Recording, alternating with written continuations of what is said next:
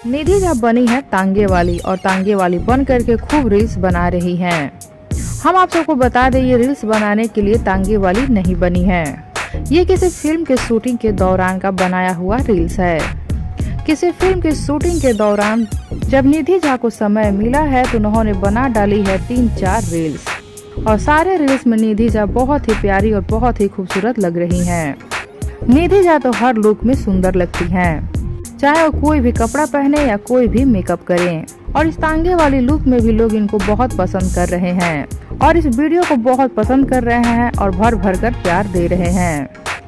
इस लुक में निधि झा यश कुमार के साथ भी वीडियो बनाई है। देख सकते हैं दोनों लोग साथ में कितने अच्छे लग रहे हैं। तो आप सबको इस लुक में निधि झा कैसी लगी बताइए हमें नीचे कमेंट बॉक्स में।